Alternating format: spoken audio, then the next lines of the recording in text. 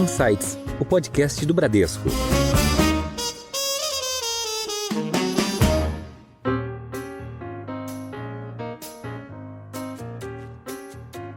Esse tipo de escola, né, que a gente chama de inclusiva, estimula desde a primeira infância habilidades muito valorizadas, né? São inclusive uma das mais valorizadas hoje no mundo das organizações, no mundo do trabalho, né? Ou seja, a nossa capacidade de se relacionar com o diferente. São os soft skills, né, que são tão valorizados hoje em dia, né? Pois é, da gente mediar conflito, de estabelecer cooperação, a eliminação das barreiras que estão no ambiente escolar. A gente, quando pensa em barreira, a gente já vai logo para a percepção da arquitetura, do físico, do espaço.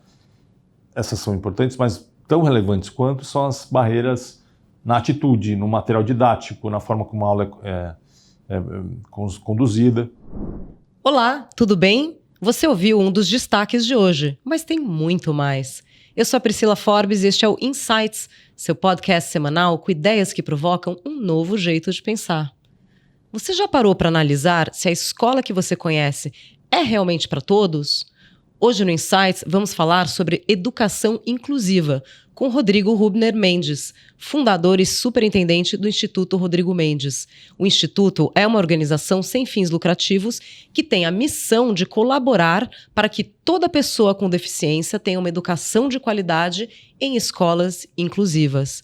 2024 marca o aniversário de 30 anos do Instituto e também da Declaração de Salamanca, um tratado que o Brasil assinou, assumindo o compromisso de democratizar o universo escolar, adequando o espaço e a mentalidade para incluir todas as pessoas com deficiência, altas habilidades, superdotação e também com transtorno do espectro do autismo.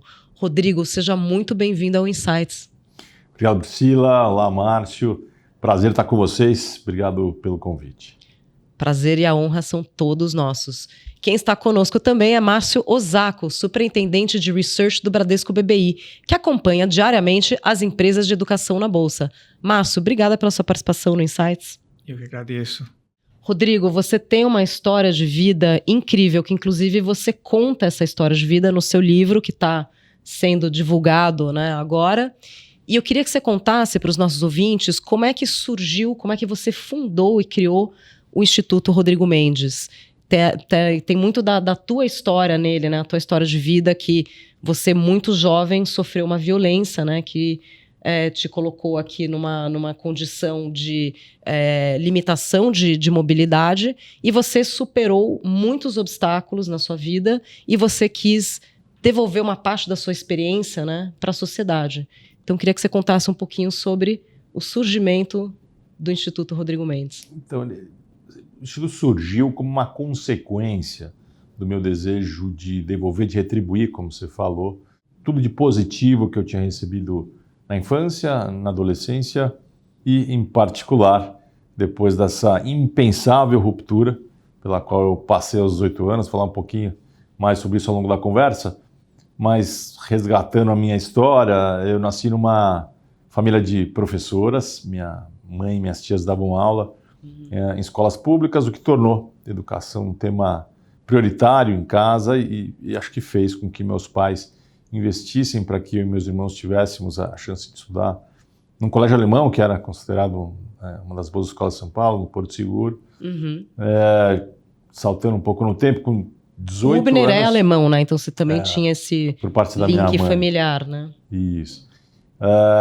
Quando eu fui prestar vestibular, eu queria fazer medicina, e aí passei por um assalto, onde eu levei um tiro, e isso gerou a imobilidade abaixo dos ombros, chamada de tetraplegia, e tive todo tipo de apoio, suporte incondicional da minha família, dos meus amigos, acesso a excelentes médicos. E, além disso, acho que a minha relação com o esporte foi decisiva para que eu conseguisse sobreviver. Você foi atleta federado em remo, né? Você Fui começou remador. no futebol, mas depois se encantou pelo remo. É verdade, fui remador pelo Corinthians por mais de 2 anos, competi em várias categorias. Acho que o remo foi minha grande escola de disciplina, foco, compromisso. Acho que foi fundamental para que eu enfrentasse aquele maremoto que surgiu na minha vida com o meu barquinho a remo. Quer dizer, encarasse o desafio de não jogar a toalha, né, quando a gente chega no nosso limite físico. E depois de 3 anos fazendo infinitas horas de fisioterapia, me desprendi da ideia de ser médico e decidi fazer administração de empresas, me formei, sou seu colega, me formei na GV, comecei minha carreira... Eu fui quase sua caloura, né? Pois é. Comecei como consultor de negócios na Accenture, tive a chance de trabalhar em projetos que demandavam aprendizado intenso em várias indústrias, fui assumindo posições de liderança, o que me deu, né, musculatura, acho, para escolher e querer empreender no campo da educação 5 anos depois, e aí surgiu o Instituto Rodrigo Mendes. Mas no início você tinha uma ligação com arte também, né? Você fazia uma fase, desenhos e pinturas. O Instituto foi uma escola de artes, esse é o nosso início, e oferecia cursos e atividades no campo da cultura, a gente não tinha grandes ambições, e depois que eu comecei a imaginar em como contribuir, como ganhar escala, a gente migrou para o território da educação formal. E, Rodrigo, acho que o Instituto, né, está completando agora 30 anos, né, bastante tempo, passou por diversas mudanças, fases, transformações. O que você destacaria assim, como principais frentes de atuação hoje, né, do Instituto? Então, Márcio, a gente trabalha para que nenhuma criança fique de fora da escola em virtude de uma deficiência, de um transtorno, né? Então, como é que a gente tem feito isso? Investindo em 3 pilares: produção de conhecimento, fazendo pesquisa sobre o que tem de mais avançado nessa área, que é nova para o mundo, né? Até pouco tempo não se pensava em trazer esse segmento para as escolas.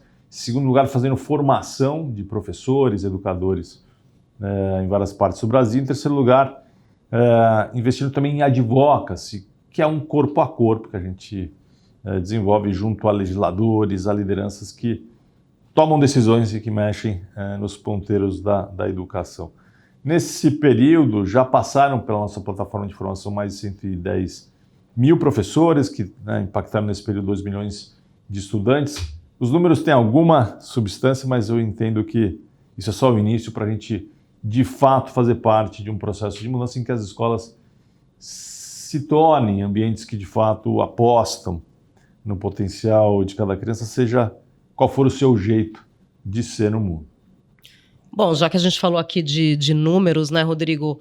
A gente viu um levantamento feito pelo Instituto Rodrigo Mendes com base nos dados do Censo Escolar de 2023, que revela que seriam necessários 540 anos para que todos os professores da rede de educação infantil até o ensino médio do Brasil tivessem uma formação continuada de 80 horas voltadas para a educação especial. Então, queria que você comentasse sobre isso, como é que vocês chegaram a esse dado, o que a gente pode fazer para acelerar isso, né? Porque realmente é uma questão premente.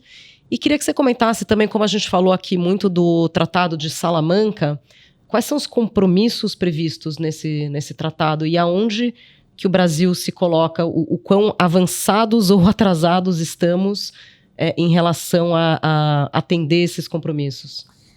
Então, vou começar falando de outros números um pouco mais positivos. A gente teve conquistas muito relevantes, inclusive quando a gente se compara com outros países. Só para dar uma ideia, nos últimos 10 anos, a gente dobrou a quantidade de crianças e adolescentes com deficiência que frequentam a educação básica, né? Matrícula arredondando números aqui, há 10 anos era cerca de 850 mil no Brasil todo, a gente tem cerca de 1,7 milhão hoje, né? Então, esse é um gol marcado que precisa ser falado. Em segundo lugar, a topografia, quer dizer, o perfil das matrículas também mudou. Antigamente, a maioria desses estudantes estavam em classes ou escolas segregadas, né? A gente chama de ambientes especiais. Ou seja, eram escolas segregadas para alunos especiais. Exatamente, para esse público exclusivamente. O que é uma escola especial? É uma instituição que atende exclusivamente crianças, né, com alguma deficiência, em geral deficiência intelectual. E hoje a gente chega a uma marca de 92% dessas matrículas, desse 1,7 milhão, frequentando ambientes inclusivos, né? Agora, não adianta só trazer para o ambiente do convívio. A gente precisa apoiar as escolas a se transformarem, a incorporarem novas metodologias, a receberem os investimentos necessários para que isso dê certo, né? Então, você falou de Salamanca. Salamanca é de 94, né? Mas teve uma evolução de Salamanca que foi a Convenção da ONU, publicada em 2006. Acho que esse sim é o marco mais assim, influente hoje no mundo. O Brasil é signatário, quer dizer, assinou, incorporou essa convenção ao nosso marco legal, e ela diz que os Estados-partes, os Estados que, né, integram as Nações Unidas, devem garantir sistemas educacionais inclusivos em todos os níveis de ensino.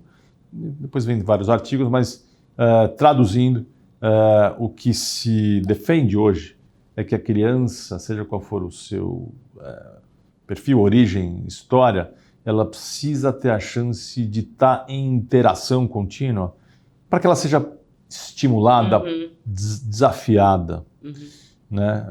Receba o volume de estímulos necessários para que ela se desenvolva e alcance, né, o seu potencial. Isso não é trivial de se fazer, as escolas ainda são muito anacrônicas no sentido pedagógico, né?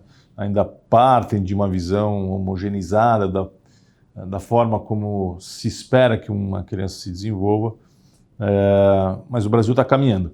O número que você deu foi um cálculo mais provocador, porque a gente estagnou no quanto à formação dos profissionais, que é uma das variáveis, um dos catalisadores para que a gente consiga fazer isso dar certo é subsidiar professores com conhecimento, com repertório. De fato, nos últimos anos, a gente praticamente, né, não conseguiu atender a essa lacuna.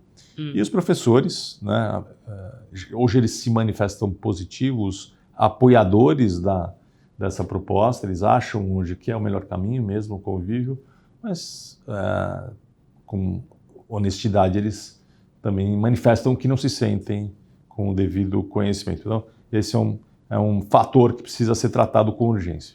Como é hoje na rede pública? A rede pública no Brasil está preparada para receber alunos com alguma deficiência, seja de mobilidade, seja intelectual? Então, a gente está falando de uma rede de ensino no Brasil de mais de 200 mil escolas, né? Tem quase 50 muita mil. disparidade. Estou falando, né, só de educação básica, quase 50 milhões de estudantes, né?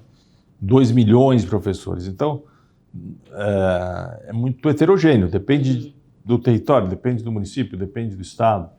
Então, a gente tem casos excepcionais, referências sobre as quais a gente se debruça e traduz aquilo em fonte de inspiração e inclusive de construção de novos projetos para outras escolas, como a gente tem instituições que estão, de fato, muito deficitárias quanto ao que oferecem. Então, a gente não tem, assim, um único contexto, né? A gente vive num país de múltiplos contextos simultâneos. Mas vamos lá, o que precisa acontecer, né, para o ouvinte, tentando também simplificar o que a gente imagina como necessário. Eu tenho visitado experiências exitosas ao redor do mundo nos últimos 10 anos, elencando aqui algumas variáveis, são fatores de sucesso. Em primeiro lugar, a escola precisa dar espaço para os professores mudarem o jeito de ensinar. Eu falei em formação, mas não é só formar, é entender que a educação inclusiva ela convive com a incerteza. Investir em novas tecnologias, em novas estratégias pedagógicas, isso pressupõe que você vai ter que experimentar, acompanhar e fazer ajustes ao longo da jornada. Não existem receitas prontas, né? Às vezes as escolas têm receio de experimentar qualquer coisa nova diante, enfim, da pressão da família, daquilo que a escola se compromete a entregar. Então, acho formação e espaço, né, para o novo.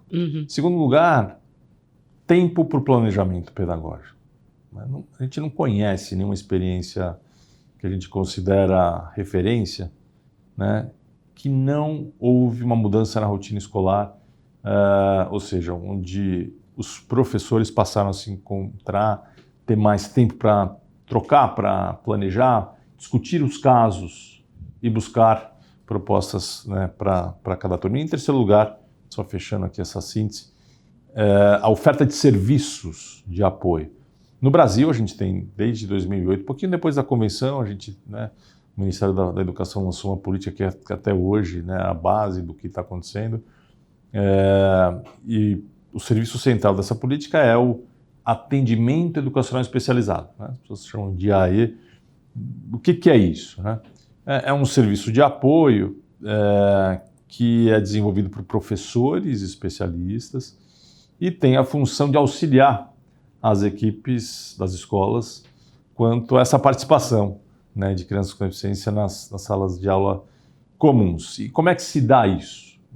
Também simplificando basicamente por meio de duas atividades. Em primeiro lugar, a eliminação das barreiras que estão no ambiente escolar. Quando pensa em barreira, a gente já vai logo para a percepção da arquitetura, do físico, do espaço. Essas são importantes, mas tão relevantes quanto são as barreiras na atitude, no material didático, na forma como a aula é conduzida. E, em segundo lugar, só fechando aqui, Priscila, atendimento dos alunos em horários alternativos. A política fala no contraturno, quer dizer, horários em que não tirem essas crianças das atividades com os demais. Então, esse é o principal serviço e a gente precisa fortalecer toda essa política pública e garantir que isso chegue em cada escola de maneira consistente. E o Rodrigo, você falou de educação inclusiva, assim, o Brasil assinou um compromisso de transformar o sistema educacional em inclusivo. Você pode falar um pouco da diferença, assim, das diferenças entre educação especial e educação inclusiva? Ótimo. Vamos lá. Então, historicamente, esse segmento nem participava do âmbito da educação. Crianças ficavam isoladas, escondidas, ou eram transferidas para instituições assistenciais, não participavam em nenhum nível da vida coletiva, da vida em sociedade. No século passado, que se começou a pensar de forma mais estruturada, existiam exceções, mas pensando em política pública como uma diretriz nacional, começou a se pensar em como oferecer algum tipo de oportunidade, e aí surgem, em grande parte por mobilizações das famílias, as instituições que começaram a ofertar essa escolarização em ambientes chamados de escolas especiais. O que é uma escola? Como é que funciona esse tipo de instituição? A última que eu visitei, por exemplo, tinha turmas com 5 alunos, todas com 5 alunos. Os perfis eram praticamente os mesmos, quer dizer, todas essas crianças tinham síndrome de Down. E, claramente, quando você conversa com a equipe pedagógica, por mais boa vontade e comprometimento que elas expressassem, elas mostravam que não tinham expectativa de que aquelas crianças poderiam construir autonomia. Inclusive, comunicavam abertamente para os pais, olha, não forcem, não insistem porque são crianças sindrômicas. Quer dizer, você usa esse termo, sindrômicas? Se parte de uma visão de que essa criança ela vai ser dependente, ela vai ser uma criança sem perspectivas de futuro, antes mesmo da largada na vida. Você já condena aquela criança a uma existência limitada. Antes dela demonstrar até onde ela pode chegar. Então, é assim, esse é o paradigma da escola especial. Você de antemão, você já define que não existe ali potencial e você segrega, dando ali serviços, algum tipo de atendimento. Não seguem currículo oficial e assim por diante. Daí a explicação da gente conviver com adultos que na época frequentavam essas instituições e que são até hoje dependentes e vivem de forma bastante precária, ou com as suas famílias, ou nessas instituições que eu citei. Muito bem. A evolução da temática, tanto na pedagogia quanto no campo das ciências sociais, resultou nessa proposta de uma escola que atende todos os perfis, ao mesmo tempo, no mesmo espaço, que é uma escola inclusiva. dentre os vários perfis, a criança com deficiência. Então, esse paradigma, Márcio, ele parte de outros princípios, né? Em primeiro lugar, a ideia de que toda criança aprende e ensina.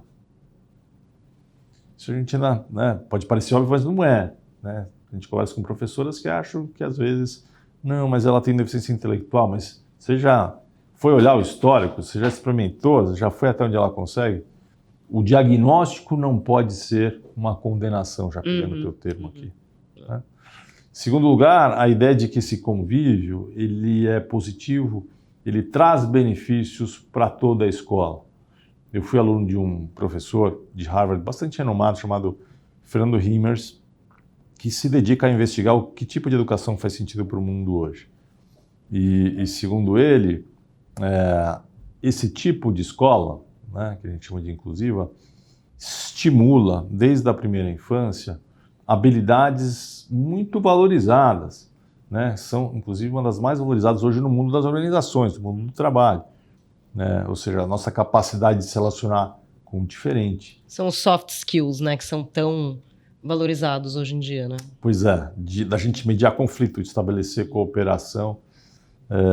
Quer dizer, esse tipo de instituição educacional estimula o tempo todo essas habilidades e favorece tolerância, cidadania, outro tipo de percepção da diferença, sem falar que tem estudos que mostram que esse tipo de ambiente mais relacionado com a vida real em sociedade favorece também a aprendizagem de conteúdos curriculares e competências mais tradicionalmente valorizadas, competências cognitivas. Então, a gente está falando de um projeto ambicioso de educação que favorece todo mundo. E que requer aí uma reforma de currículo também, né? Que o currículo não tem mudado nos últimos anos, né? Você sabe que eu entrevistei um inglês chamado Mel Einscombe há alguns anos, a pedido do Ministério da Educação, tentando identificar quais são as visões ao redor do mundo. E quando eu perguntei, mas Mel, qual que é a sua... qual que é a sua visão sobre quem é o público-alvo? Do que a gente está falando quando a gente coloca na mesa o tema educação inclusiva? E ele, umas grandes referências do mundo, disse, olha, para mim, educação inclusiva não versa sobre crianças com deficiência, mas sobre a necessidade de uma reforma educacional que parte do pressuposto de que cada criança importa e não pode ser deixada para trás. E, Rodrigo, só pegar um gancho nessa questão que você comentou, né, do convívio, né, de crianças com deficiência e sem, tem ganhos, né, para os dois lados. Se você puder comentar um pouco sobre, talvez, diferenças entre esse convívio, né, plural em crianças menores e crianças maiores, se tem alguma diferença, se tem alguma evolução também nesse sentido. Então, eu acho que esses ganhos independem de idade, de nível de ensino, inclusive de tipo de escola, né? De característica de escola. Só trazendo um caso, senão fica muito etérea a conversa, né? A gente tem centenas de casos que a gente, né, costuma divulgar. A gente lançou em 2011 uma plataforma chamada Diversa. Quem quiser conhecer, o endereço é diversa.org.br, que tem como objetivo justamente dar luz, né, dar visibilidade a essas instituições que estão desenvolvendo um projeto exitoso. E no primeiro ano dessa plataforma eu comecei a de fato a produzir documentários, visitando várias regiões do Brasil, saindo um pouco do país.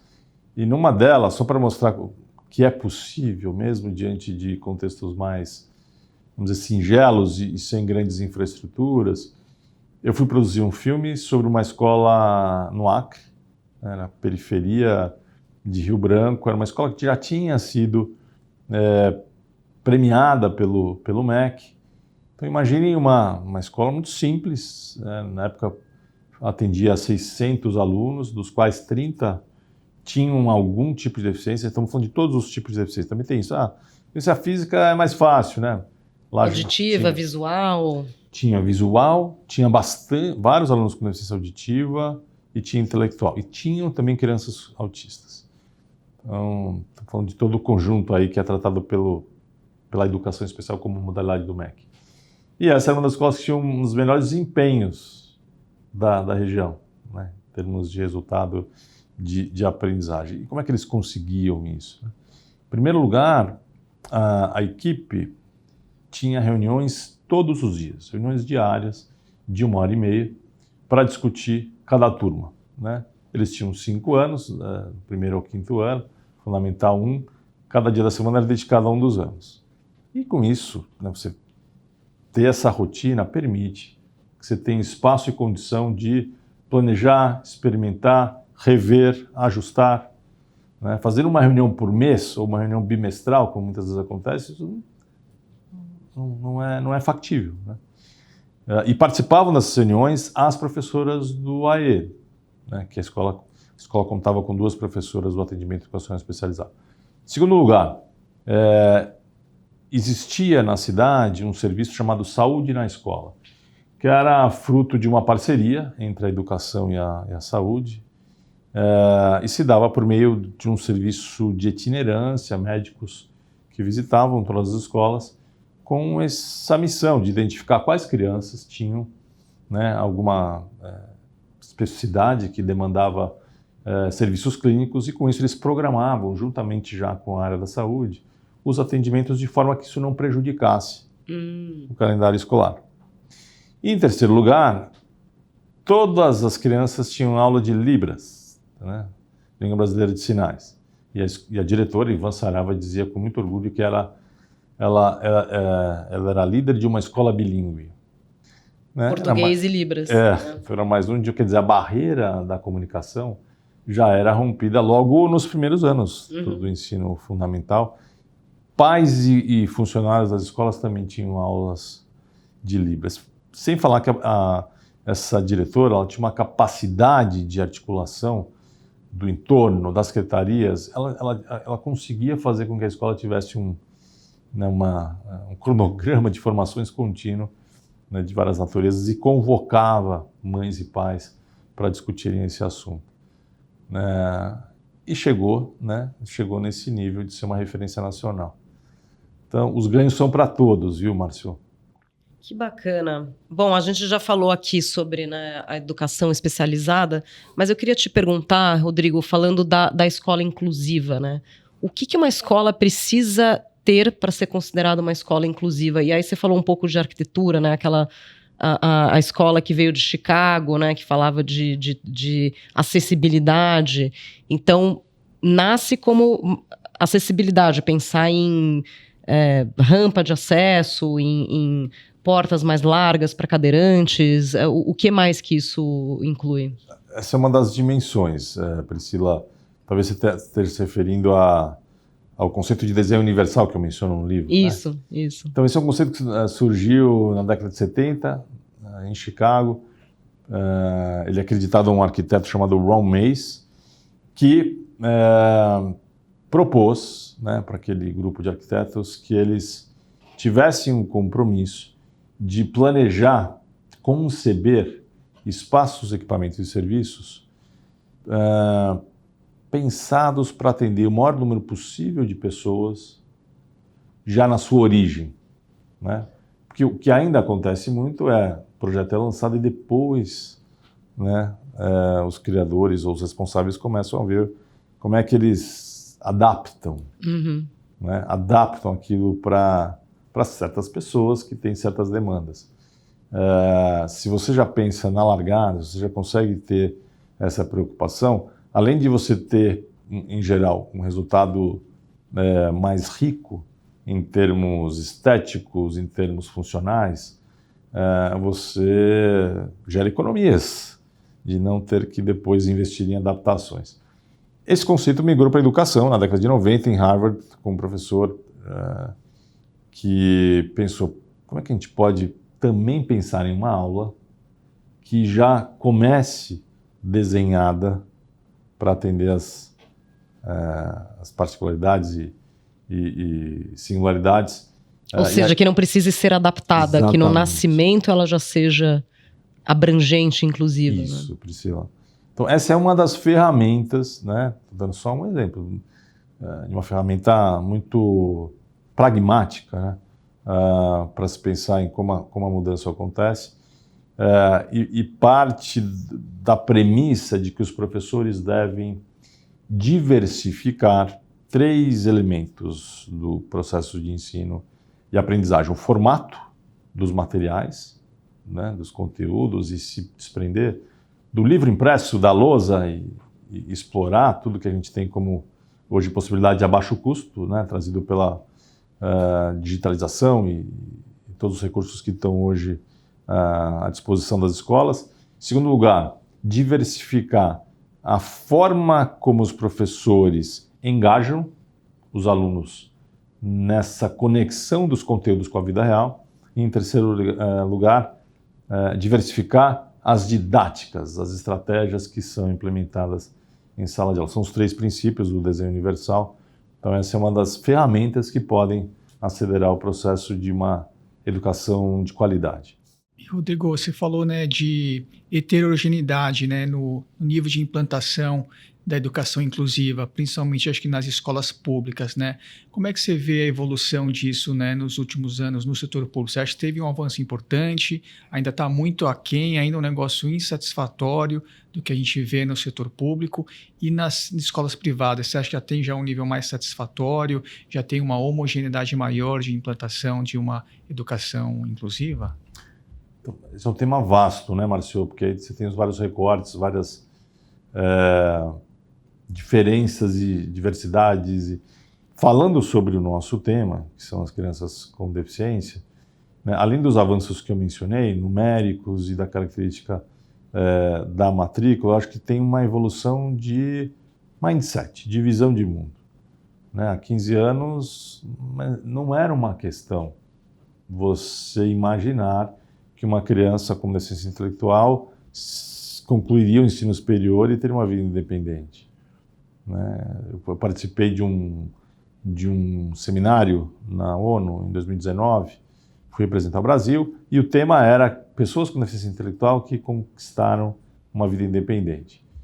Eram casos do mundo todo, eu levei um caso brasileiro, inclusive, e todas essas pessoas, hoje adultos, né, independentes, tinham participado de escolas em convívio com os demais alunos. Né? Só reforçando aqui que a ideia intuitiva, e que às vezes ainda parece fazer sentido, de você preparar um ambiente, trazer especialistas, proteger crianças, ela não funciona.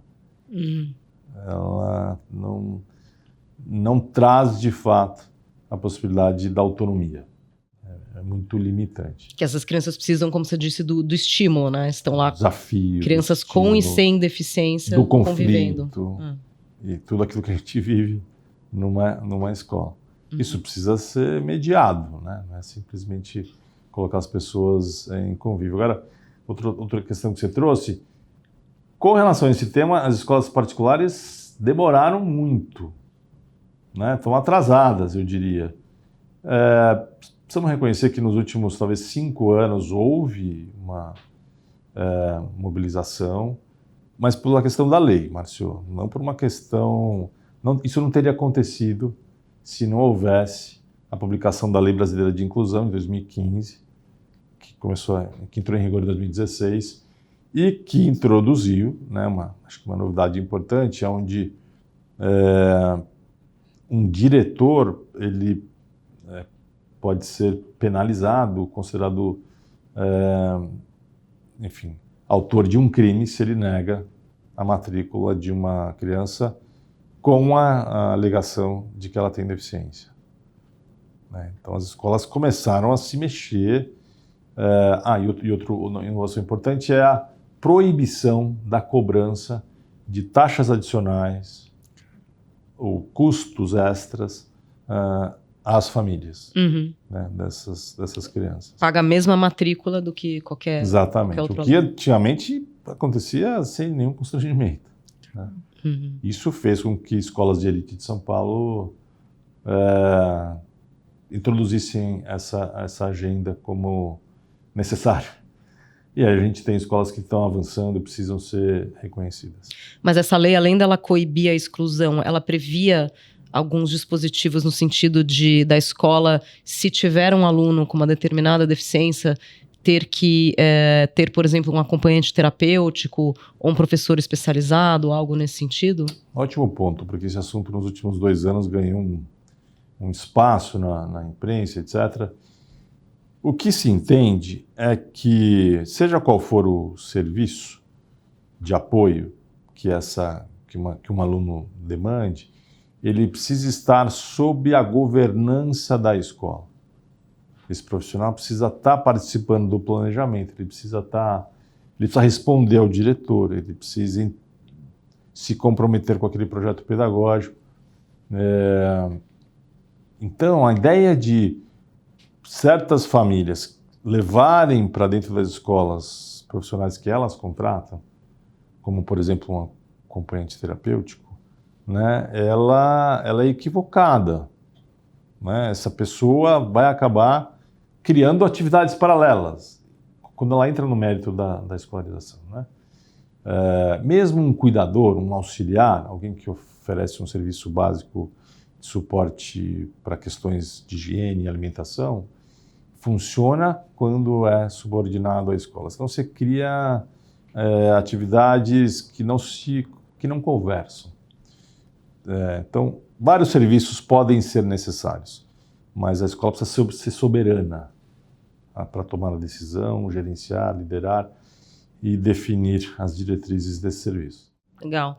Rodrigo, eu queria trazer aqui alguns trechos do teu livro, porque realmente joga luz em temas que parecem banais, mas que a gente não para pensar, né?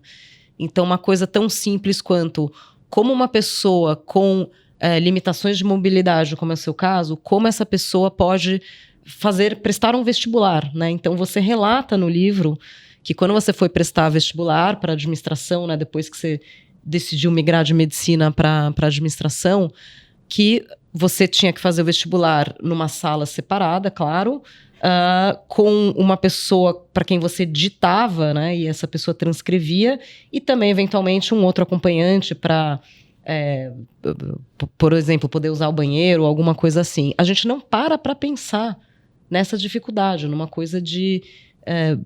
você está ingressando ali no estudo e você já tem um obstáculo, né?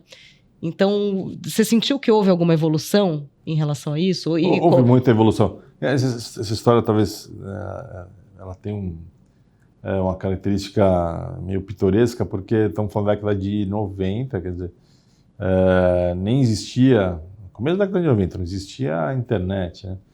E a gente comprava o manual da FUVEST na banca. Preenchia a mão. Mandava pelo correio e etc. E aí eu liguei, tinha lá um telefone na última página para casos de candidatos que precisassem de algum suporte.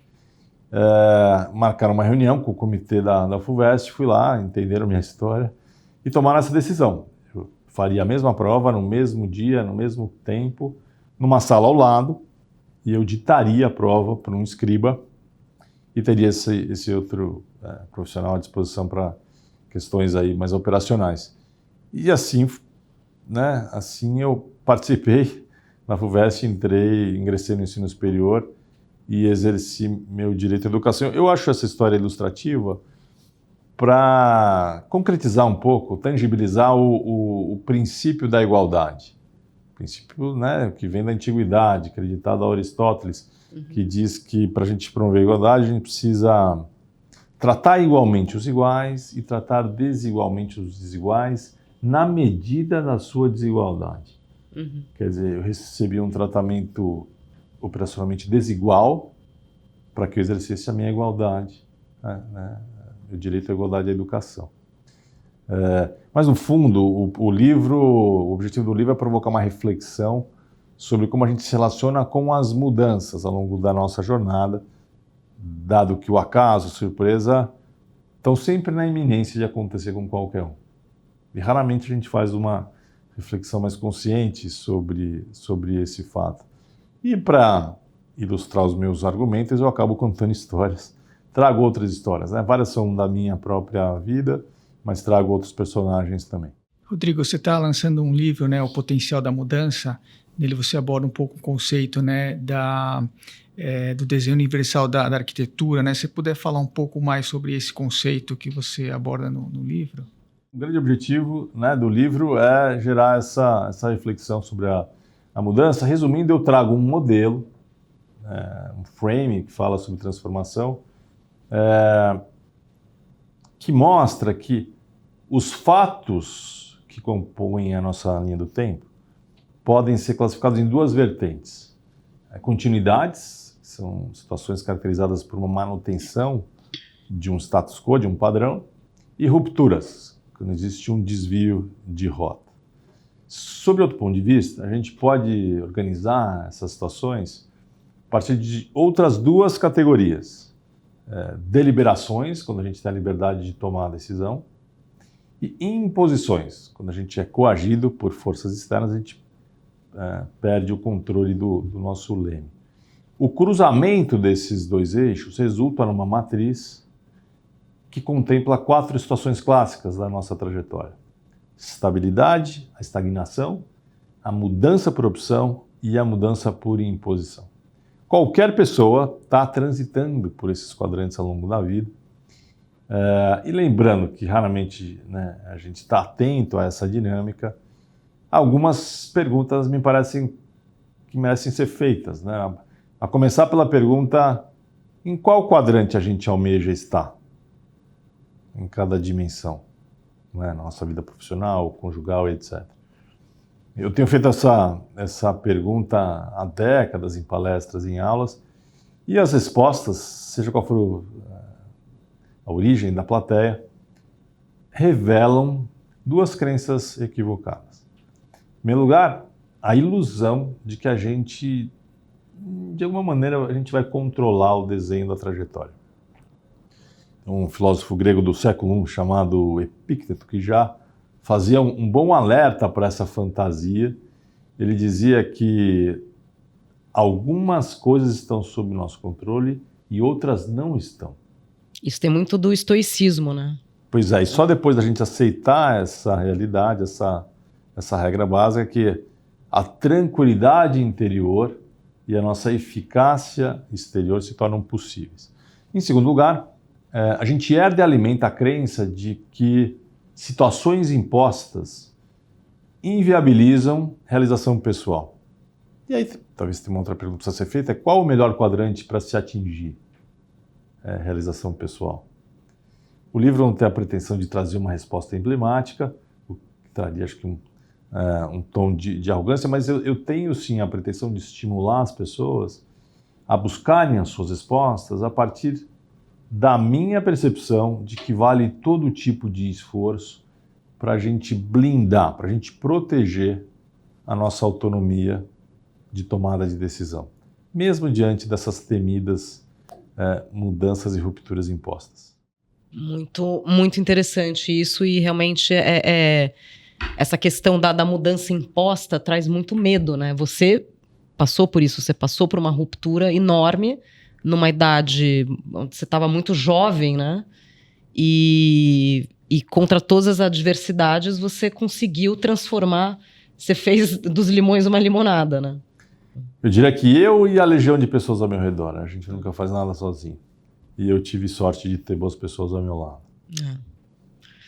Muito bem. Infelizmente, a gente vai chegando aqui ao final do nosso papo e a gente tem aqui no Insights uma tradição de pedir aos convidados alguma dica cultural de livros ou filmes ou séries.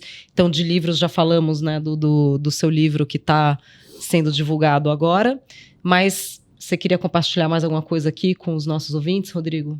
Eu gosto sempre de valorizar o que a gente tem na cidade, por exemplo, a Rede Sesc, que é um serviço aberto, muito, né, cosmopolita, tem shows incríveis, né? Recentemente a gente teve Danilo Caymmi, Bebel Gilberto. Eu fiz o lançamento do livro lá, inclusive, trazendo Gilberto Gil. Então esse universo da música, para mim, é sempre uma fonte de energização, de fortalecimento do meu interior. Que legal. E talvez vocês falaram de questões culturais, indo na música também, eu assisti recentemente o documentário Tom e Elis, sobre a gravação do disco deles em Los Angeles, nos anos 1970, né? Também recomendo aos ouvintes. Você citou grandes nomes aqui da música popular brasileira, mas eu sei que no teu passado você era mais ligado ao rock também, né, Rodrigo? Eu tinha uma banda, enfim, tocava guitarra e sou bastante também ligado ao universo, né, do rock dos anos 1970 e 80. Márcio, e você, o que você traz aqui para os nossos ouvintes? Acho que eu recomendaria a programação, né, do Teatro Bradesco, tem uma programação extensa. Acho que vocês podem conferir ali os diversos, né, artistas que estarão lá. Acho que é uma boa dica. Boa dica. E falando em Teatro Bradesco, eu queria falar também da Casa Bradesco, né, que inaugurou recentemente na cidade de Matarazzo, e trouxemos a exposição do Anish Kapoor, né, um grande artista indo-britânico, que tem inclusive algumas obras site-specific, né, feitas exclusivamente para esse espaço, que está muito bacana, então convido vocês a conhecerem o espaço. E esse foi mais um episódio do Insights, o podcast do Bradesco. Eu tive o prazer de conversar com o fundador e superintendente do Instituto, Rodrigo Mendes. Rodrigo, obrigada pela sua participação aqui. Prazer, espero que a gente se veja num breve futuro. Com certeza. Queria agradecer também ao Márcio Osako, superintendente de Research do Bradesco BBI. Márcio, obrigada. Eu que agradeço, foi um prazer. E parabéns de novo, Rodrigo, aí pela trajetória muito inspiradora. E você já sabe, né, que o Insights está nas principais plataformas de áudio e no Instagram, no perfil @podcast.insights. Ficou com alguma dúvida sobre esse assunto? Siga nosso perfil, envie sua pergunta nas mensagens. Acompanhe o podcast pelo Insta, fique por dentro das gravações, bastidores, spoilers e muito mais. Tchau, até a próxima!